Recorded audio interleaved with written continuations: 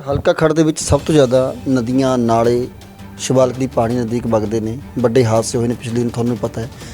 ਪੁਲਾਂ ਦਾ ਕੰਮ ਕਦੋਂ ਹੋਏਗਾ ਜੀ, ਇਹ ਵੀ ਲੋਕਾਂ ਦੇ ਸਵਾਲ ਹੈ। ਇਹਦਾ 35 ਕਰੋੜ ਦਾ ਐਸਟੀਮੇਟ, ਲਗਭਗ 36 ਕਰੋੜ ਦਾ ਐਸਟੀਮੇਟ ਜੋ ਹੈ ਉਹ ਸਰਕਾਰ ਨੂੰ ਸਾਡੇ ਵੱਲੋਂ ਭੇਜਿਆ ਜਾ ਚੁੱਕਿਆ ਹੈ। ਜਿਹੜੇ ਲੋਕ ਸ਼ਿਵਾਲਿਕ ਦੀ ਪਹਾੜੀਆਂ ਦੇ ਵਿੱਚ ਵੱਸਦੇ ਨੇ, ਉਹਨਾਂ ਲੋਕਾਂ ਦੀ ਇਹ ਸ਼ਿਕਾਇਤ ਹੈ ਕਿ 75 ਸਾਲ ਹੋ ਗਏ ਆਜ਼ਾਦੀ ਨੂੰ, ਹਰੇਕ ਸਰਕਾਰ ਆਉਂਦੀ ਹੈ, ਹਰੇਕ ਵੱਡੇ ਅਧਿਕਾਰੀ ਐਸਡੀਐਮ ਸਾਹਿਬ ਆਉਂਦੇ ਨੇ, ਪਰ ਅਜੇ ਤੱਕ ਪਿੰਡਾਂ ਦੇ ਵਿੱਚ ਨੈਟਵਰਕ ਨਹੀਂ ਪਹੁੰਚਿਆ, ਟਾਵਰ ਤੱਕ ਨਹੀਂ ਪਹੁੰਚਿਆ। ਜੇ ਗੱਲ ਕਰੀਏ ਤਾਰਾਪੁਰ ਮਾਜਰੀ ਦੀ, ਮਿਰਜ਼ਾਪੁਰ ਦੀ, ਗੋਚਰ ਦੀ ਜਾਂ ਫਿਰ ਟਾਂਡਾ ਟਾਂਡੀ ਮਸੋਲ ਦੀ, ਇਹਨਾਂ ਪਿੰਡਾਂ ਵਿੱਚ ਸਭ ਤੋਂ ਵੱਡੀ ਮੁਸ਼ਕਲ ਹੈ ਕਿੱਥੇ ਰੁਕਿਆ ਹੋਇਆ ਕੰਮ ਕਿ ਇਹਨਾਂ ਦੇ ਟਾਵਰ ਤੱਕ ਨਹੀਂ ਲੱਗ ਰਹੇ ਅਜੇ ਤੱਕ। ਮੈਂ ਲੈਟਰ ਲਿਖਿਆ ਸੀਗਾ, ਇਹ ਆਪਣੇ ਜਿਹੜੇ ਏਜੀਐਮ ਨੇ BSNL ਦੇ, ਮੇਰੀ ਲੋਕ ਇਹ ਵੀ ਕਹਿ ਰਹੇ ਨੇ ਕਿ ਜ਼ਮੀਨਾਂ ਛੁਡਵਾਈਆਂ ਜਾ ਰਹੀਆਂ ਨੇ ਪਿੰਡਾਂ ਦੇ ਵਿੱਚ, ਸਰਕਾਰ ਵੀ ਵਾਹਵਾ ਖੱਟ ਰਹੀ ਹੈ, ਅਫਸਰ ਵੀ ਵਾਹਵਾ ਖੱਟ ਰਹੇ ਨੇ, ਪਰ ਦੂਜੇ ਪਾਸੇ ਜਿਹੜੀਆਂ ਤੁਹਾਡੀ ਜ਼ਮੀਨਾਂ ਪਈਆਂ ਨੇ ਪੋਲੀਸ਼ਨ ਗੌਰਮੈਂਟ ਦੀਆਂ, ਉਹਨਾਂ ਦੇ ਉੱਤੇ ਕੋਈ ਕਾਰਵਾਈ ਨਹੀਂ ਹੋ ਰਹੀ। ਲੋਕ ਕਬਜ਼ੇ ਕਰ ਰਹੇ ਨੇ, ਲੋਕ ਬਾਹਰ ਰਹੇ ਨੇ। ਉਹਨਾਂ ਦਾ 2-3 ਪਿੰਡਾਂ ਦਾ ਮਸਲਾ ਹੈ, ਕਦੋਂ ਹੱਲ ਹੋਏਗਾ ਜੀ? ਉਹ ਬੇਸਿਕਲੀ ਅਸੀਂ ਉਹਦੇ ਵਿੱਚ ਅਸੀਂ ਬੋਲੀ ਰੱਖੀ ਸੀ ਉਹਤੇ, ਤੇ ਬੋਲੀ ਦੇ ਉੱਤੇ ਕੋਈ ਬੰਦਾ ਪੇਸ਼ ਨਹੀਂ ਹੋਇਆ ਸਾਡੇ ਕੋਲ ਬੋਲੀ ਲੈਣ। ਪਿੰਡ ਕੁਵੈੜੀ ਦੇ ਵੀ ਤੁਹਾਡੇ ਕੋਲ ਮਸਲਾ ਆਇਆ ਹੋਣਾ, ਇੱਕ ਦੂਜੇ ਪਾਸੇ ਸਿਸਮਾ ਪਿੰਡ ਦਾ, ਉੱਥੇ ਵੀ ਕਈ ਲੋਕਾਂ ਨੇ ਰਾਸਤਿਆਂ ਦੇ ਵਿੱਚ ਜਾਂ ਫਿਰ ਜਿਹੜੀਆਂ ਜ਼ਮੀਨਾਂ ਨੇ ਉਹਦੇ 'ਤੇ ਕਬਜ਼ਾ ਕੀਤਾ ਹੋਇਆ, ਉਹਨਾਂ ਦਾ ਕਦੋਂ ਮਸਲਾ ਹੋਏਗਾ? ਕਾਫੀ ਦੇਰ ਤੋਂ ਲੋਕਾਂ ਦੀ ਮੰਗਾਂ ਨੇ, ਪਿੰਡ ਦੀ ਪੰਚਾਇਤ ਦੀ ਵੀ ਮੰਗ ਹੈ ਕਿ ਪਿੰਡ ਕੁਵੈੜੀ ਦੇ ਵਿੱਚ ਕਿਸੇ ਬਾਹਰੋਂ NRI ਬੰਦੇ ਨੇ ਕਬਜ਼ਾ ਕੀਤਾ ਹੋਇਆ, ਪਰ ਅਜੇ ਤੱਕ ਸਾਲ ਤੋਂ ਵੱਧ ਹੋ ਗਿਆ, ਉਹਨੂੰ ਛੁਡਵਾਇਆ ਨਹੀਂ ਜਾ ਰਿਹਾ। ਮਸਲਾ ਤੁਸੀਂ ਮੈਨੂੰ ਕੁੱਬਾ ਹੇੜੀ ਦਾ ਦੱਸਿਆ, ਮੇਰੇ ਧਿਆਨ ਵਿੱਚ ਹਜੇ ਤੱਕ ਨਹੀਂ ਆਇਆ ਕਿ ਵੀ ਉੱਥੇ ਕਿਸੇ ਨੇ ਨਜਾਇਜ਼ ਕਬਜ਼ਾ ਕੀਤਾ ਹੋਇਆ ਹੈ। ਅਸੀਂ ਇੱਥੇ ਜਦੋਂ ਤੁਹਾਡੇ ਦਫ਼ਤਰ ਆਏ ਸੀ, ਇੱਕ ਪ੍ਰੋਬਲਮ ਦੇਖੀ ਕਿ ਤੁਹਾਡੇ ਦਫ਼ਤਰ ਦੇ ਬਾਹਰ ਪਾਣੀ ਬਹੁਤ ਖੜਿਆ, ਸੀਵਰੇਜ ਬੜੀ ਕੰਮ ਖਰਾਬ ਹੋਇਆ ਕਿ ਉਹ ਲੋਕ ਕਹਿੰਦੇ ਨੇ ਕਿ ਸਰਕਾਰੀ ਦਫ਼ਤਰ ਹੈ, ਨਾਲ ਕੋਰਟ ਵੀ ਹੈ, ਤੁਹਾਡਾ ਦਫ਼ਤਰ ਵੀ ਹੈ, ਉੱਥੇ ਵਾਸਤੇ ਕਦੋਂ ਹੱਲ?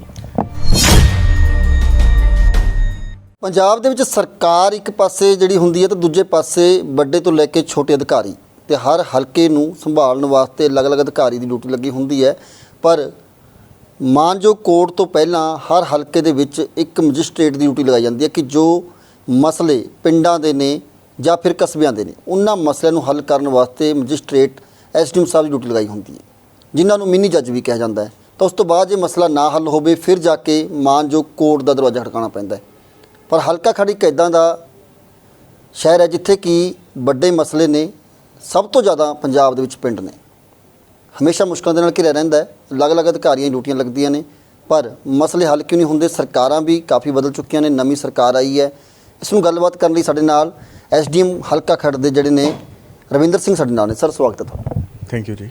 ਅੱਛਾ ਸਰ, ਸਭ ਤੋਂ ਪਹਿਲਾਂ ਹਲਕਾ ਖੜ ਦੇ ਵਿੱਚ ਸਭ ਤੋਂ ਜ਼ਿਆਦਾ ਪਿੰਡ ਨੇ ਪੰਜਾਬ ਦੇ, ਸਭ ਤੋਂ ਵੱਡਾ ਹਲਕਾ ਖੜ ਨੂੰ ਕਿਹਾ ਜਾਂਦਾ ਹੈ, ਸਭ ਤੋਂ ਵੱਡੇ ਮਸਲੇ ਵੀ ਇੱਥੇ ਨੇ, ਤਾਂ ਲੋਕ ਹਮੇਸ਼ਾ ਮੁਸ਼ਕਲਾਂ ਨਾਲ ਘਿਰੇ ਰਹਿੰਦੇ ਨੇ। ਦੱਸਿਆ ਜਾ ਰਿਹਾ ਕਿ ਖੜ ਦੇ ਵਿੱਚ ਬੱਸ ਸਟੈਂਡ ਦਾ ਨੀਂਹ ਪੱਥਰ ਰੱਖ ਹੋ ਗਿਆ, ਪਰ ਅਜੇ ਤੱਕ ਬਣਿਆ ਕਿਉਂ ਨਹੀਂ? ਕਾਰਨ ਕੀ? ਤੇ ਪਿਛਲੀ ਸਰਕਾਰ ਦੇ ਵਿੱਚ ਟੈਂਡਰ ਵੀ ਲਗਾਇਆ ਗਿਆ ਸੀਗਾ, ਤੇ ਉਹਦੇ ਵਿੱਚ 2 ਬਿਡਸ ਆਈਆਂ ਸੀਗੀਆਂ, ਤੇ 2 ਬਿਡਸ ਦੇ ਵਿੱਚੋਂ ਇੱਕ ਬਿਡ ਟੈਕਨੀਕਲ ਰੀਜ਼ਨ ਕਰਕੇ ਖਾਰਜ ਹੋ ਚੁੱਕੀ ਸੀ, ਤੇ ਇੱਕ ਬਿਡ ਰਹਿਣ ਕਰਕੇ ਤਾਂ ਉਹ ਸਿੰਗਲ ਬਿਡ ਦੇ ਕਾਰਨ ਉਹ ਟੈਂਡਰ ਖਾਰਜ ਹੋ ਚੁੱਕਿਆ ਸੀ। ਉਹ ਤੋਂ ਬਾਅਦ ਕੋਡ ਲੱਗ ਗਿਆ, ਤਾਂ ਕਰਕੇ ਉਹ ਬੱਸ ਸਟੈਂਡ ਦਾ ਕਾਰਜ ਵਿੱਚ ਹੀ ਰਹਿ ਗਿਆ। ਹੁਣ ਅਸੀਂ ਦੁਬਾਰਾ ਉਹ ਜਿਹੜਾ ਐਸਟੀਮੇਟ ਆ ਉਹ ਕਢਵਾਇਆ ਸੀਗਾ, ਤੇ ਉਹਦੇ ਵਿੱਚ ਜੋ ਵੀ ਕੁਰੀਤੀਆਂ ਸੀਗੀਆਂ ਜਾਂ ਜੋ ਵੀ ਮਾੜਾ ਮੋਟਾ ਉੱਚ ਨੀਚ ਸੀ ਉਹਨੂੰ ਕਰੈਕਟ ਕਰਕੇ 635 ਲੱਖ ਰੁਪਈਆ, ਜਾਣੀ ਕਿ 6 ਕਰੋੜ 35 ਲੱਖ ਰੁਪਈਆ ਜੋ ਮਾਨਯੋਗ ਟਰਾਂਸਪੋਰਟੇਸ਼ਨ ਡਿਪਾਰਟਮੈਂਟ ਤੋਂ ਆਉਣਾ ਸਾਨੂੰ, ਤੇ ਉਹ ਜਲਦੀ ਸਾਨੂੰ ਮੁਹੱਈਆ ਜਦੋਂ ਵੀ ਕਰਾਇਆ ਜਾਏਗਾ। ਨਾਲ ਦੀ ਨਾਲ ਅਸੀਂ ਇੱਥੇ BDPO ਆਫਿਸ ਦੀ ਜਿੱਥੇ ਜਗ੍ਹਾ ਹੈ ਉੱਥੇ ਬੱਸ ਸਟੈਂਡ ਦੀ ਉਸਾਰੀ ਨਾਲ ਦੀ ਨਾਲ ਸ਼ੁਰੂ ਕਰ ਦਿੱਤੀ ਜਾਵੇਗੀ। ਬਾਕੀ ਐਸਟੀਮੇਟ ਸਾਰੇ ਬਣ ਚੁੱਕੇ ਨੇ, ਉਹ ਅਸੀਂ ਸਰਕਾਰ ਨੂੰ ਭੇਜ ਵੀ ਚੁੱਕੇ ਹਾਂ, ਤਾਂ ਸਿਰਫ ਥੋੜ੍ਹੇ ਜਿਹੇ ਟਾਈਮ ਦੀ ਗੱਲ ਹੈ ਕਿ ਉਹ ਬੱਸ ਸਟੈਂਡ ਦੀ ਉਸਾਰੀ ਸ਼ੁਰੂ ਹੋ ਜਾਏਗੀ। ਅੱਛਾ ਸਰ, ਹਲਕਾ ਖੜ ਦੇ ਵਿੱਚ ਸਭ ਤੋਂ ਜ਼ਿਆਦਾ ਨਦੀਆਂ ਨਾਲੇ ਸ਼ਿਵਾਲਿਕ ਦੀ ਪਹਾੜੀ ਨਜ਼ਦੀਕ ਵਗਦੇ ਨੇ, ਵੱਡੇ ਹਾਦਸੇ ਹੋਏ ਨੇ ਪਿਛਲੇ ਦਿਨ, ਤੁਹਾਨੂੰ ਪਤਾ ਹੈ। ਪੁਲਾਂ ਦਾ ਕੰਮ ਕਦੋਂ ਹੋਏਗਾ ਜੀ, ਇਹ ਵੀ ਲੋਕਾਂ ਦੇ ਸਵਾਲ ਨੇ। ਨਾਲ ਦੀ ਨਾਲ ਜਦੋਂ ਅਸੀਂ ਕਾਰਜ ਸੰਭਾਲਿਆ ਸੀ ਇੱਥੇ, ਉਸ ਤੋਂ ਬਾਅਦ ਤੇ ਹਲਕਾ ਜਿਹੜੇ ਵਿਧਾਇਕ ਨੇ ਉਹਨਾਂ ਦੀ ਵੀ ਪ੍ਰਾਇੋਰਟੀ ਤੇ ਇਹੀ ਸੀਗਾ ਕਿ ਜਿਹੜੇ ਪਹਾੜੀ ਇਲਾਕੇ ਨੇ ਉਹਨਾਂ ਦੇ ਵਿੱਚ ਪੁਲ ਜਲਦੀ ਤੋਂ ਜਲਦੀ ਲੱਗਣ, ਤਾਂ ਉਹਨਾਂ ਦੀ ਹਦਾਇਤ ਅਨੁਸਾਰ ਵੀ ਤੇ ਸਾਡੇ ਵੀ ਜਿਹੜਾ ਇਨੀਸ਼ੀਏਟਿਵ ਅਸੀਂ ਲਿਆ ਸੀ, ਉਹ ਤੋਂ ਬਾਅਦ ਅਸੀਂ 12 ਪੁਲਾਂ ਦਾ ਐਸਟੀਮੇਟ ਉੱਥੇ ਬਣਵਾਇਆ PWD ਦੇ ਕੋਲੋਂ।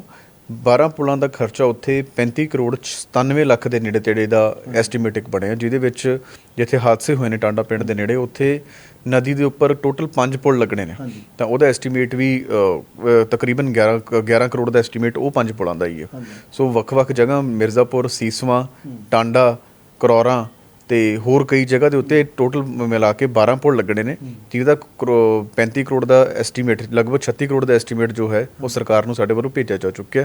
ਤੇ ਐਮਪੀ ਸਾਹਿਬ ਵੱਲੋਂ ਵੀ, ਆਪਣੇ ਮਨੀਸ਼ ਤਿਵਾੜੀ ਸਾਹਿਬ ਵੱਲੋਂ ਵੀ, ਇਹ ਸੀਐਮ ਸਾਹਿਬ ਨੂੰ ਵੀ ਇਹ ਧਿਆਨ 'ਚ ਲਿਆਂਦਾ ਗਿਆ। ਉਹਨਾਂ ਨੇ ਲੈਟਰ ਵੀ ਲਿਖਿਆ ਇਸ ਬਾਰੇ ਕਿ ਇੱਥੇ ਇਹ ਜਗ੍ਹਾ 'ਤੇ ਪੁਲ ਲੱਗੇ ਜਾਣ, ਬਟ ਸਾਡੇ ਵੱਲੋਂ ਆਲਰੇਡੀ ਇਹਦੇ 'ਤੇ ਕਾਰਵਾਈ ਹੋ ਚੁੱਕੀ ਆ। ਤੇ ਜਲਦੀ ਇਹ ਐਸਟੀਮੇਟ ਜਦੋਂ ਵੀ ਪਾਸ ਹੁੰਦੇ ਨੇ ਤਾਂ ਵਰਕ ਟੈਂਡਰ ਲਾ ਕੇ, ਵਰਕ ਆਰਡਰ ਕਰਕੇ ਅਸੀਂ ਪੁਲਾਂ ਦਾ ਕੰਮ ਸ਼ੁਰੂ ਕਰਾਇਆ ਜਾਏਗਾ। ਅੱਛਾ ਸਰ, ਜਿਹੜੇ ਲੋਕ ਸ਼ਿਵਾਲਿਕ ਦੀ ਪਹਾੜੀਆਂ ਦੇ ਵਿੱਚ ਵੱਸਦੇ ਨੇ, ਉਹਨਾਂ ਲੋਕਾਂ ਦੀ ਇਹ ਸ਼ਿਕਾਇਤ ਹੈ ਕਿ 75 ਸਾਲ ਹੋ ਗਏ ਆਜ਼ਾਦੀ ਨੂੰ, ਹਰੇਕ ਸਰਕਾਰ ਆਉਂਦੀ ਹੈ, ਹਰੇਕ ਵੱਡੇ ਅਧਿਕਾਰੀ ਐਸਡੀਐਮ ਸਾਹਿਬ ਆਉਂਦੇ ਨੇ, ਪਰ ਅਜੇ ਤੱਕ ਪਿੰਡਾਂ ਦੇ ਵਿੱਚ ਨੈਟਵਰਕ ਨਹੀਂ ਪਹੁੰਚਿਆ, ਟਾਵਰ ਤੱਕ ਨਹੀਂ ਲੱਗੇ। ਜੇ ਗੱਲ ਕਰੀਏ ਤਾਰਾਪੁਰ ਮਾਜਰੀ ਦੀ, ਮਿਰਜ਼ਾਪੁਰ ਦੀ, ਗੋਚਰ ਦੀ ਜਾਂ ਫਿਰ ਟਾਂਡਾ ਟਾਂਡੀ ਮਸੋਲ ਦੀ, ਇਹਨਾਂ ਪਿੰਡਾਂ ਵਿੱਚ ਸਭ ਤੋਂ ਵੱਡੀ ਮੁਸ਼ਕਲ ਹੈ ਕਿੱਥੇ ਰੁਕਿਆ ਹੋਇਆ ਕੰਮ ਕਿ ਇਹਨਾਂ ਦੇ ਟਾਵਰ ਤੱਕ ਨਹੀਂ ਲੱਗ ਰਹੇ ਅਜੇ ਤੱਕ। ਇਹਦੇ ਵਿੱਚ ਬੇਸਿਕਲੀ ਅਸੀਂ ਮੈਂ ਲੈਟਰ ਲਿਖਿਆ ਸੀਗਾ, ਇਹ ਆਪਣੇ ਜਿਹੜੇ ਏਜੀਐਮ ਨੇ BSNL ਦੇ, ਮੇਰੀ GM ਸਾਹਿਬ ਨਾਲ ਵੀ ਗੱਲ ਹੋਈ ਸੀ, AGM ਸਾਹਿਬ ਨਾਲ ਵੀ ਗੱਲ ਹੋਈ ਹੈ ਇਸ ਟਾਵਰਾਂ ਦੇ ਮਸਲੇ ਬਾਰੇ। ਸਾਰੇ ਪਿੰਡ ਜਿੰਨੇ ਵੀ ਪਹਾੜੀ ਪਿੰਡ ਨੇ ਸਾਡੇ, ਤਾਰਾਪੁਰ, ਮਿਰਜ਼ਾਪੁਰ, ਕਰੌਰਾ, ਟਾਂਡਾ ਜਾਂ ਜਿਹੜੀ ਕਸੌਲੀ ਹੋ ਗਿਆ, ਇਹ ਸਾਰੇ ਪਿੰਡਾਂ ਦੇ ਵਿੱਚ ਅਸੀਂ ਜਿਹੜਾ ਟਾਵਰਸ ਦੇ ਜਿਹੜੇ ਮਸਲੇ ਹੈਗੇ ਨੇ, ਰੇਂਜ ਦਾ ਮਸਲਾ ਬਹੁਤ ਜ਼ਿਆਦਾ ਹੈ, ਤੇ ਉਹ ਉਹਨਾਂ ਨਾਲ ਮੈਂ ਕਾਫੀ ਵਿਸਤਾਰ ਦੇ ਵਿੱਚ ਡਿਸਕਸ ਵੀ ਕੀਤਾ।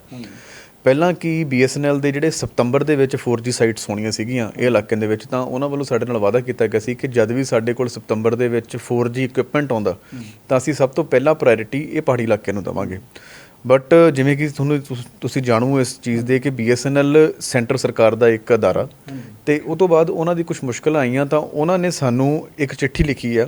ਮੈਂ ਤੁਹਾਨੂੰ ਚਿੱਠੀ ਦਾ ਇੱਕ ਪ੍ਰਿੰਟ ਵੀ ਪ੍ਰੋਵਾਈਡ ਕਰਾ ਸਕਦਾ। ਉਹਦੇ ਵਿੱਚ ਸਾਨੂੰ ਚਿੱਠੀ ਇਹ ਲਿਖੀ ਆ ਕਿ ਇਸ ਸਾਲ ਸਾਡੇ ਜਿਹੜੇ 4G ਇਕਵਿਪਮੈਂਟਸ ਨੇ, ਉਹ ਸਾਡੇ ਕੋਲ BTS ਇਕਵਿਪਮੈਂਟ ਜਿਹਨੂੰ ਕਹਿੰਦੇ ਨੇ, ਉਹ ਸਾਡੇ ਕੋਲ ਅਵੇਲੇਬਲ ਨਹੀਂ ਹੈਗੇ।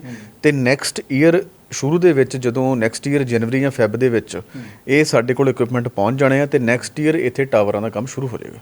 ਅੱਛਾ ਸਰ, ਇੱਕ ਲੋਕਾਂ ਦੀ ਇਹ ਵੀ ਮੁਸ਼ਕਲ ਹੈ ਕਿ ਹਰ ਸਵਾਲ ਦਾ ਜਵਾਬ ਤੁਹਾਤੋਂ ਹੀ ਲਵਾਂਗੇ ਕਿ ਤੁਸੀਂ ਇੱਕ ਮਿੰਨੀ ਜੱਜ ਜਿਸ ਤਰੀਕੇ ਨਾਲ ਕਿਹਾ ਮੈਂ, ਤਾਂ ਲੋਕ ਕਹਿੰਦੇ ਨੇ ਕਿ ਸਾਨੂੰ ਫਰਦਾ ਕਢਾਉਣ ਵੇਲੇ ਜਾਂ ਫਿਰ ਜਿਹੜੇ ਸਟਾਮਾਂ ਦੀ ਔਨਲਾਈਨ ਕੀਤੀ ਹੈ ਤਾਂ ਉਹਦੀ ਬੜੀ ਮੁਸ਼ਕਲ ਆ ਰਹੀ ਹੈ ਕਿ ਜਦੋਂ ਤੱਕ ਪ੍ਰੋਪਰ ਨਹੀਂ ਤਰੀਕੇ ਦੇ ਨਾਲ ਸਟਾਮ ਔਨਲਾਈਨ ਮਿਲਦੇ, ਉਦੋਂ ਤੱਕ ਕਿਤੇ ਨਾ ਕਿਤੇ ਮੈਨੂਅਲ ਕਰ ਦਿਓ ਤਾਂ ਲੋਕ ਮੁਸ਼ਕਲਾਂ ਦੇ ਹੱਲ ਹੋ ਜਾਣਗੇ। ਔਰ ਲੱਗਦਾ ਕਿ ਤੁਸੀਂ ਅੱਗੇ ਗਵਰਨਮੈਂਟ ਨੂੰ ਚਿੱਠੀ ਲਿਖੋਗੇ ਫਿਰ? ਜਿੱਥੇ ਕਿ ਫਰਦਾਂ ਦੀ ਗੱਲ ਆ ਕਿ ਲੋਕਾਂ ਨੂੰ ਟਾਈਮ ਲੱਗਦਾ ਜਾਂ ਸੁਵਿਧਾ ਕੇਂਦਰਾਂ ਦੇ ਵਿੱਚ, ਉਹਦੇ ਵਿੱਚ ਅਸੀਂ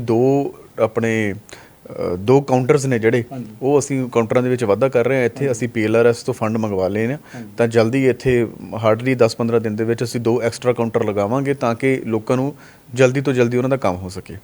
ਤੇ ਤੁਹਾਡਾ ਦੂਜਾ ਸਵਾਲ ਆ ਔਨਲਾਈਨ ਅਸ਼ਟਾਮਾਂ ਦਾ, ਇਹ ਸਰਕਾਰ ਲੈਵਲ ਦੀ ਪਾਲਿਸੀ ਆ। ਅਸੀਂ ਲੋਕਾਂ ਵੱਲੋਂ ਮੰਗ ਪੱਤਰ, ਜਿਨ੍ਹਾਂ ਨੇ ਇੱਥੇ ਸਾਡੇ ਤੇ ਰੋਸ ਜ਼ਾਹਰ ਕੀਤਾ ਸੀ, ਉਹਨਾਂ ਵੱਲੋਂ ਅਸੀਂ ਮੰਗ ਪੱਤਰ ਲਿਆ ਸੀ ਇਸ ਗੱਲ ਦਾ, ਤੇ ਅਸੀਂ ਸਰਕਾਰ ਨੂੰ ਇਹਨੂੰ ਜੋ ਵੀ ਲੋਕਾਂ ਦੀਆਂ ਮੁਸ਼ਕਲਾਂ ਆ ਰਹੀਆਂ ਨੇ ਕਿ ਅਸ਼ਟਾਮ ਨਹੀਂ ਮਿਲ ਰਹੇ ਜਾਂ ਅਸ਼ਟਾਮ ਫਰੋਸ਼ਾਂ ਵੱਲੋਂ ਕਈਆਂ ਵੱਲੋਂ ਕੁਝ ਅਣਗਹਿਲੀਆਂ ਹੋ ਰਹੀਆਂ ਨੇ, ਉਹਦੇ ਲਈ ਵੀ ਸਾਨੂੰ ਅਚਨਚੇਤ ਚੈਕਿੰਗਾਂ ਕਰ ਰਹੇ ਹਾਂ ਅਸੀਂ ਅਸ਼ਟਾਮ ਫਰੋਸ਼ਾਂ ਦੀ ਵੀ।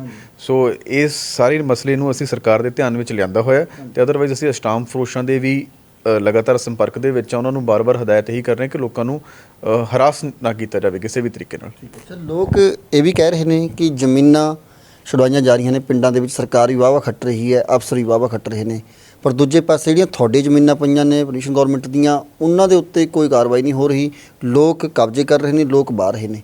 ਉਹਨਾਂ ਦਾ 2-3 ਪਿੰਡਾਂ ਦਾ ਮਸਲਾ ਹੈ, ਕਦੋਂ ਹੱਲ ਹੋਏਗਾ ਜੀ? ਮੇਰੇ ਹਿਸਾਬ ਨਾਲ ਤੁਸੀਂ ਸ਼ਾਇਦ ਦਲੂਆ ਪਿੰਡ ਦੀ ਗੱਲ ਕਰ ਰਹੇ ਹੋ, ਜਿੱਥੇ ਪ੍ਰੋਵਿੰਸ਼ੀਅਲ ਗਵਰਨਮੈਂਟ ਦੀ ਜ਼ਮੀਨ ਪਈ ਆ। ਪਿੱਛੇ ਜੇ ਕਾਫੀ ਉਸ 'ਤੇ ਵਿਸਤਾਰ ਦੇ ਵਿੱਚ ਸਾਡਾ ਵੀ ਗੱਲਬਾਤ ਹੋਈ ਹੈ, ਸਾਡੇ ਅਫਸਰ ਸਾਹਿਬਾਨਾਂ ਨਾਲ ਵੀ। ਅਦਰਵਾਈਜ਼ ਆਲਸੋ ਕਿ ਮੀਡੀਆ ਦੇ ਵਿੱਚ ਵੀ ਕਈ ਰਿਊਮਰਸ ਵੀ ਨੇ, ਉਸਦੇ ਰਿਲੇਟਡ ਕਈ ਕੰਟਰੋਵਰਸੀਜ਼ ਵੀ ਨੇ। ਸੋ ਬੇਸਿਕਲੀ ਅਸੀਂ ਉਹਦੇ ਵਿੱਚ ਅਸੀਂ ਬੋਲੀ ਰੱਖੀ ਸੀ ਉਹਦੇ, ਤੇ ਬੋਲੀ ਦੇ ਉੱਤੇ ਕੋਈ ਬੰਦਾ ਪੇਸ਼ ਨਹੀਂ ਹੋਇਆ ਸਾਡੇ ਕੋਲ ਬੋਲੀ ਲੈਣ ਲਈ। ਹੁਣ ਅਸੀਂ ਉਹ ਦੁਬਾਰਾ ਪ੍ਰੋਸੀਜਰ ਸ਼ੁਰੂ ਕਰ ਰਹੇ ਹਾਂ ਉਸ ਬੋਲੀ ਦਾ। ਅਸੀਂ ਪਬਲੀਕੇਸ਼ਨ ਦੇਵਾਂਗੇ ਨਿਊਜ਼ਪੇਪਰ ਦੇ ਵਿੱਚ, ਅਤੇ ਮੁਸਤਰੀ ਮਿਨਾਦੀ ਵੀ ਸਾਰੇ ਪਿੰਡਾਂ ਦੇ ਵਿੱਚ ਕਰਾਈ ਜਾਵੇਗੀ ਕਿ ਇਹ ਫਲਾਣੀ ਜ਼ਮੀਨ ਦੀ ਬੋਲੀ ਹੋਣੀ ਆ। ਤੇ ਹੋਪਫੁਲੀ ਅਸੀਂ 30 ਦਿਨ ਆਪਣੀ ਇਸ਼ਤਿਹਾਰ ਕਢਵਾ ਕੇ ਇਸ ਅਖਬਾਰ ਦੇ ਵਿੱਚ ਪਬਲੀਕੇਸ਼ਨ ਦੇ ਕੇ 30 ਦਿਨ ਵੇਟ ਕਰਾਂਗੇ ਤਾਂ ਕਿ ਵੱਧ ਤੋਂ ਵੱਧ ਬੋਲੀਕਾਰ ਉਸ ਬੋਲੀ ਲਈ ਆਉਣ ਐਂਡ ਵੱਧ ਤੋਂ ਵੱਧ ਬੋਲੀ ਹੋ ਜਾਵੇ। ਅੱਛਾ, ਪਿੰਡ ਕੁਵੈੜੀ ਦੇ ਵੀ ਤੁਹਾਡੇ ਕੋਲ ਮਸਲਾ ਹੋਣਾ, ਇੱਕ ਦੂਜੇ ਪਾਸੇ ਸਿਸਮਾ ਪਿੰਡ ਦਾ, ਉੱਥੇ ਵੀ ਕਈ ਲੋਕਾਂ ਨੇ ਰਾਸਤਿਆਂ ਦੇ ਵਿੱਚ ਜਾਂ ਫਿਰ ਜਿਹੜੀਆਂ ਜ਼ਮੀਨਾਂ ਨੇ ਉਹਦੇ 'ਤੇ ਕਬਜ਼ਾ ਕੀਤਾ ਹੋਇਆ, ਉਹਨਾਂ ਦਾ ਕਦੋਂ ਮਸਲਾ ਹੋਏਗਾ? ਕਾਫੀ ਦੇਰ ਤੋਂ ਲੋਕਾਂ ਦੀ ਮੰਗਾਂ ਨੇ, ਪਿੰਡ ਦੀ ਪੰਚਾਇਤ ਦੀ ਵੀ ਮੰਗ ਹੈ ਕਿ ਪਿੰਡ ਕੁਵੈੜੀ ਦੇ ਵਿੱਚ ਕਿਸੇ ਬਾਹਰੋਂ NRI ਬੰਦੇ ਨੇ ਕਬਜ਼ਾ ਕੀਤਾ ਹੋਇਆ, ਪਰ ਅਜੇ ਤੱਕ ਸਾਲ ਤੋਂ ਵੱਧ ਹੋ ਗਿਆ, ਉਹਨੂੰ ਛੁਡਵਾਇਆ ਨਹੀਂ ਜਾ ਰਿਹਾ। ਇਹ ਜਿਹੜਾ ਮਸਲਾ ਹੈ ਤੁਸੀਂ ਮੈਨੂੰ ਕੁੱਬਾ ਹੇੜੀ ਦਾ ਦੱਸਿਆ, ਮੇਰੇ ਧਿਆਨ ਵਿੱਚ ਹਜੇ ਤੱਕ ਨਹੀਂ ਆਇਆ ਕਿ ਵੀ ਉੱਥੇ ਕਿਸੇ ਨੇ ਨਜਾਇਜ਼ ਕਬਜ਼ਾ ਕੀਤਾ ਹੋਇਆ ਹੈ। ਜਦੋਂ ਵੀ ਸਾਡੇ ਧਿਆਨ ਵਿੱਚ, ਹੁਣ ਤੁਸੀਂ ਮੇਰੇ ਧਿਆਨ ਵਿੱਚ ਲਿਆਂਦਾ, ਅਸੀਂ ਨਾਲ ਦੇ ਨਾਲ ਆਪਣੇ ਤਹਿਸੀਲਦਾਰ ਸਾਹਿਬ ਨੂੰ, ਆਪਣੇ ਪਟਵਾਰੀ ਸਾਹਿਬਾਨਾਂ ਦੀ ਡਿਊਟੀ ਲਾਵਾਂਗੇ ਉੱਥੇ। ਉਹ ਉਸ ਦੀ ਜਿਹੜੀ ਜ਼ਮੀਨੀ ਰਿਪੋਰਟ ਆ ਉਹ ਜ਼ਮੀਨੀ ਰਿਪੋਰਟ ਲਈ ਜਾਊਗੀ ਤੇ ਨਕਸ਼ਾ ਬਣਾਇਆ ਜਾਊਗਾ ਕਿ ਜਿਹੜੇ ਖੇਵਟ ਨੰਬਰ ਦੇ ਵਿੱਚ ਜਾਂ ਖਸਰਾ ਨੰਬਰ ਦੇ ਵਿੱਚ ਉਹ ਬੈਠੇ ਨੇ ਕਿਹਦੀ ਮਾਲਕੀ ਬੋਲਦੀ ਹੈ। ਜੇ ਪੰਚਾਇਤ ਦੀ ਬੋਲਦੀ ਆ ਤਾਂ ਅਨੁਮਾਨ ਜਿਹੜਾ ਉਹਦੇ ਉੱਤੇ ਜ਼ਰੂਰ ਜਿਹੜੀ ਬਣਦੀ ਕਾਰਵਾਈ ਉਹ ਕੀਤੀ ਜਾਵੇਗੀ। ਅੱਛਾ, ਮੁੱਲਾਂਪੁਰ ਗਰੀਬਦਾਸ ਇੱਕ ਵੱਡਾ ਕਸਬਾ ਹੈ ਜੀ, 50 ਤੋਂ 52 ਪਿੰਡਾਂ ਦਾ ਵੱਡਾ ਸ਼ਹਿਰ ਹੈ। ਲੋਕ ਖਰੀਦਦਾਰੀ ਕਰਨ ਆਉਂਦੇ ਨੇ, ਸੋਨੇ ਦੀ ਵੀ, ਕੱਪੜੇ ਦੀ ਵੀ। ਹਮੇਸ਼ਾ ਉੱਥੇ ਲੋਕਾਂ ਦਾ ਇਹੀ ਕਹਿਣਾ ਹੈ ਕਿ ਨਾ ਤਾਂ ਉੱਥੇ ਬੱਸ ਸਟੈਂਡ ਬਣਿਆ ਹੈ, ਨਾ ਉੱਥੇ ਕੋਈ ਪਾਰਕਿੰਗ ਬਣੀ ਹੈ, ਨਾ ਉੱਥੇ ਲੋਕ ਪਬਲਿਕ ਵਾਸਤੇ ਕੋਈ ਬਾਥਰੂਮ ਬਣੇ ਨੇ। ਦੂਜਾ, ਜਾਮ ਨਾਲ ਘਿਰਿਆ ਰਹਿੰਦਾ ਹੈ। ਗੌਰਮੈਂਟ ਦੇ ਜਿਹੜੇ ਨਗਰ ਕੌਂਸਲ ਦਾ ਦਰਜਾ ਉਸ ਨੂੰ ਪ੍ਰਾਪਤ ਨਹੀਂ, ਪੰਚਾਇਤ ਦੇ ਅੰਡਰ ਹੈ ਜੀ। ਤੁਹਾਡੇ ਵੱਲੋਂ, ਪ੍ਰਸ਼ਾਸਨ ਵੱਲੋਂ ਪੰਚਾਇਤ ਨੂੰ ਕੀ ਹਦਾਇਤਾਂ ਦਿੱਤੀਆਂ ਜਾਣਗੇ ਜਿਹੜੇ ਜਾਮ ਜਿਹੜੇ ਰੋਜ਼ਾਨਾ ਲੱਗਦੇ ਨੇ ਉਹਨਾਂ ਤੋਂ ਬਚਿਆ ਜਾ ਸਕੇ? ਦੂਜੇ ਪਾਸੇ ਪਾਰਕਿੰਗ ਦੀ ਜਗ੍ਹਾ ਜਾਂ ਫਿਰ ਬਾਥਰੂਮਾਂ ਦੀ, ਇਸ ਵਾਸਤੇ ਕੋਈ ਪਾਲਿਸੀ? ਇਹਦੇ ਵਿੱਚ ਬੇਸਿਕਲੀ ਸਾਡੇ ਧਿਆਨ ਵਿੱਚ ਆਇਆ ਸੀ ਕਿ ਮੁੱਲਾਂਪੁਰ ਬਾਜ਼ਾਰ ਦੇ ਵਿੱਚ ਜਿਹੜੀਆਂ ਦੁਕਾਨਾਂ ਨੇ ਉਹਨਾਂ ਨੇ ਕਈਆਂ ਨੇ ਸ਼ੈੱਡ ਅੱਗੇ ਤੱਕ 10-10 ਫੁੱਟ ਤੱਕ ਅੱਗੇ ਤੱਕ ਉਹਨਾਂ ਨੇ ਬਣਾ ਲਏ ਆ। ਤੇ ਇਹਦੇ ਸਾਡੇ ਧਿਆਨ ਵਿੱਚ ਆਇਆ ਸੀ ਇਹ ਮਸਲਾ, ਤੇ ਉਸ ਤੋਂ ਬਾਅਦ ਅਸੀਂ ਦੁਕਾਨਦਾਰਾਂ ਨੂੰ ਵੀ ਬੇਨਤੀ ਕੀਤੀ ਸੀ, ਤੁਹਾਡੇ ਚੈਨਲ ਨੇ ਵੀ ਜਾਂ ਕਾਫੀ ਮੀਡੀਆਜ਼ ਨੇ ਵੀ ਕਵਰ ਕੀਤਾ ਸੀ। ਉਸ ਦਿਨ ਉਹਨਾਂ ਨੇ ਇਹੀ ਗੱਲ ਕਹੀ ਸੀ ਕਿ ਸਾਨੂੰ ਥੋੜ੍ਹਾ ਜਿਹਾ ਟਾਈਮ ਦਿੱਤਾ ਜਾਵੇ ਤੇ ਅਸੀਂ ਪਿੱਛੇ ਕਰ ਲਾਂਗੇ। ਬਟ ਉਸ ਚੀਜ਼ 'ਤੇ ਚਲੋ ਹਜੇ ਤੱਕ ਕੋਈ ਕਾਰਵਾਈ ਨਹੀਂ ਹੋਈ, ਤਾਂ ਨੈਕਸਟ ਅਸੀਂ ਦੁਬਾਰਾ ਜਾ ਕੇ ਆਵਾਂਗੇ ਉੱਥੇ, ਉਹਨਾਂ ਨੂੰ ਹਦਾਇਤ ਕਰਾਂਗੇ। ਤੇ ਉਹ ਤੋਂ ਬਾਅਦ ਅਸੀਂ 133 CRPC ਦੇ ਅੰਡਰ, ਜਿਹਦੇ ਵਿੱਚ ਪਬਲਿਕ ਨਿਊਸੈਂਸ ਰਿਮੂਵ ਕੀਤੀ ਜਾਂਦੀ ਹੈ, ਅਸੀਂ 133 ਦੀ ਕਾਰਵਾਈ ਉਹਦੇ ਉੱਤੇ ਕਰਾਂਗੇ। ਤੇ ਜਿੰਨੀ ਵੀ ਇਨਕਰੋਚਮੈਂਟ ਡਰਾਈਵ ਇੱਕ ਪ੍ਰੋਪਰ ਚਲਾਈ ਜਾਵੇਗੀ, ਜਿੰਨੀ ਵੀ ਇਨਕਰੋਚਮੈਂਟ ਲੋਕਾਂ ਨੇ ਸੜਕ 'ਤੇ ਕੀਤੀ ਹੋਈ ਆ ਜਾਂ ਕਿਸੇ ਵੀ ਸਰਕਾਰੀ ਜਗ੍ਹਾ 'ਤੇ ਨਜਾਇਜ਼ ਕਬਜ਼ਾ ਕੀਤਾ ਹੋਇਆ, ਉਹਨੂੰ ਬਖੂਬੀ ਉਹਦੇ 133 ਦੇ ਅੰਡਰ ਕਾਰਵਾਈ ਕਰਕੇ ਉਹਨੂੰ ਹਟਾਇਆ ਜਾਵੇਗਾ। ਅੱਛਾ ਸਰ, ਜਿਹੜੇ ਸੜਕਾਂ 'ਤੇ ਰੁਲ ਰਹੇ ਨੇ, ਲਵਾਰਸ ਨੇ, ਉਹਨਾਂ ਵਾਸਤੇ ਵੀ ਗੌਰਮੈਂਟ ਦੀ ਪਾਲਿਸੀ ਹੁੰਦੀ ਹੈ, ਤੁਹਾਡੇ ਕੋਲ ਵੀ ਪਾਲਿਸੀ ਹੈ ਕਿ ਕਿਵੇਂ ਲੋਕ ਤੁਹਾਡੇ ਕੋਲ ਉਹਨਾਂ ਨੂੰ ਪਹੁੰਚਾਉਣ? ਲੋਕ, ਕਿਉਂਕਿ ਕਾਫੀ ਲੋਕ ਅਜੇ ਸੜਕਾਂ ਰੁਲ ਰਹੇ ਨੇ, ਚਾਹੇ ਬਾਹਰੋਂ ਨੇ, ਪ੍ਰਵਾਸੀ ਨੇ, ਕੋਈ ਨੇ, ਕਈ ਵਾਰੀ ਕਿਸੇ ਦੇ ਕੋਈ ਇੱਦਾਂ ਦੀ ਬਿਮਾਰੀ ਦੇ ਨਾਲ ਜੂਝ ਰਹੇ ਨੇ ਜਿਹੜੇ ਸੜਕਾਂ 'ਤੇ ਰੁਲ ਰਹੇ ਨੇ, ਉਹਨਾਂ ਵਾਸਤੇ ਕੀ ਪਾਲਿਸੀ ਹੈ?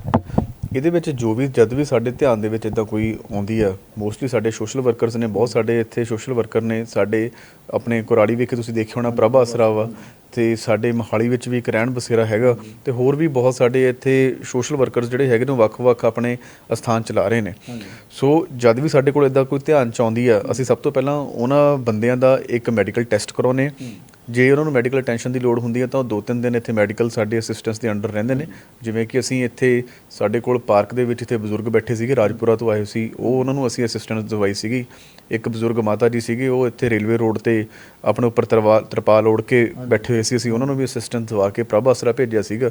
ਤਾਂ ਲਗਾਤਾਰ ਸਾਡੇ ਕੋਲ ਕਈ ਇੱਦਾਂ ਦੇ ਕੇਸ ਆਉਂਦੇ ਰਹਿੰਦੇ ਨੇ। ਤੇ ਮੇਰੀ ਪਬਲਿਕ ਨੂੰ ਵੀ ਤੁਹਾਡੇ ਚੈਨਲ ਦੇ ਥਰੂ ਬੇਨਤੀ ਹੈ ਇੱਕ, ਕਿ ਜੇ ਤੁਹਾਨੂੰ ਕੋਈ ਇੱਦਾਂ ਦੇ ਕੋਈ ਲਵਾਰਿਸ ਬੰਦੇ ਜਾਂ ਕੋਈ ਇੱਦਾਂ ਦੇ ਇਹੋ ਜਿਹੇ ਬੰਦੇ ਨੇ ਜਿਨ੍ਹਾਂ ਦੇ ਅੱਗੇ ਪਿੱਛੇ ਕੋਈ ਨਹੀਂ ਹੈਗਾ ਤੇ ਉਹਨਾਂ ਨੂੰ ਕੋਈ ਬਿਮਾਰੀ ਆ ਜਾਂ ਵੈਸੇ ਬਜ਼ੁਰਗ ਪੀੜਤ ਨੇ ਕਿਸੇ ਚੀਜ਼ ਪਿੱਛੋਂ, ਤਾਂ ਉਹਨਾਂ ਨੂੰ ਸਾਡੇ ਧਿਆਨ 'ਚ ਜ਼ਰੂਰ ਲਿਆਂਦਾ ਜਾਵੇ। ਅਸੀਂ ਉਹਨਾਂ ਨੂੰ ਮੈਡੀਕਲ ਅਸਿਸਟੈਂਸ ਦੇ ਕੇ ਪ੍ਰੋਪਰ ਇਲਾਜ ਕਰਵਾ ਕੇ ਜਦੋਂ ਉਹ ਬਾਹਰ ਜਾਣਯੋਗ ਹੋ ਜਾਣਗੇ ਉਹਨਾਂ ਨੂੰ ਪ੍ਰਭ ਆਸਰਾ ਨੂੰ ਦੇਵਾਂਗੇ, ਉਹਨਾਂ ਨੂੰ ਉੱਥੇ ਉਹਨਾਂ ਦਾ ਕੋਈ ਪ੍ਰਬੰਧ ਕਰਾਂਗੇ ਜਾਂ ਉਹਨਾਂ ਦੇ ਪਰਿਵਾਰ ਨੂੰ ਟੋਲ ਕੇ ਉਹਨਾਂ ਨੂੰ ਸੌਂਪਾਂਗੇ।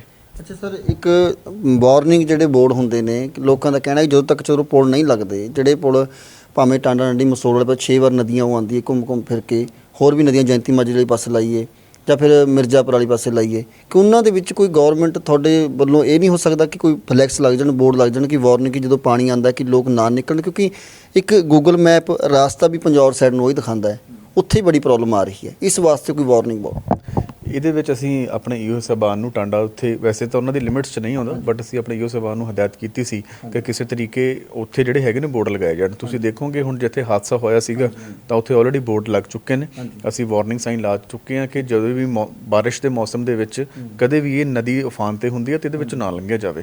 ਤੇ ਬਾਕੀ ਵੀ ਜਿਹੜੇ ਪਿੰਡਾਂ ਦੇ ਵਿੱਚ ਪੰਚਾਇਤਾਂ ਨੂੰ ਹਦਾਇਤ ਕਰ ਚੁੱਕੇ ਹਾਂ ਅਸੀਂ ਕਿ ਆਪਣੇ ਆਪਣੇ ਜਿਹੜੇ ਰਸਤੇ ਇੱਦਾਂ ਦੇ ਹੈਗੇ ਨੇ ਜਿਹਦੇ ਵਿੱਚ ਨਦੀ ਜਾ ਰਹੀ ਹੈ ਤਾਂ ਉੱਥੇ ਆਪਣੇ ਪੰਚਾਇਤ ਦੇ ਫੰਡ ਦੇ ਵਿੱਚੋਂ ਉੱਥੇ ਇੱਕ ਬੋਰਡ ਜ਼ਰੂਰ ਲਾਇਆ ਜਾਵੇ। ਅਸੀਂ ਇੱਥੇ ਜਦੋਂ ਤੁਹਾਡੇ ਦਫ਼ਤਰ ਆਏ ਸੀ, ਇੱਕ ਪ੍ਰੋਬਲਮ ਦੇਖੀ ਕਿ ਤੁਹਾਡੇ ਦਫ਼ਤਰ ਦੇ ਬਾਹਰ ਪਾਣੀ ਬਹੁਤ ਖੜਿਆ, ਸੀਵਰੇਜ ਬੜੀ ਕੰਮ ਖਰਾਬ ਹੋਇਆ ਕਿ ਉਹ ਲੋਕ ਕਹਿੰਦੇ ਨੇ ਕਿ ਸਰਕਾਰੀ ਦਫ਼ਤਰ ਹੈ, ਨਾਲ ਕੋਰਟ ਵੀ ਹੈ, ਤੁਹਾਡਾ ਦਫ਼ਤਰ ਵੀ ਹੈ, ਉੱਥੇ ਵਾਸਤੇ ਕਦੋਂ ਹੱਲ?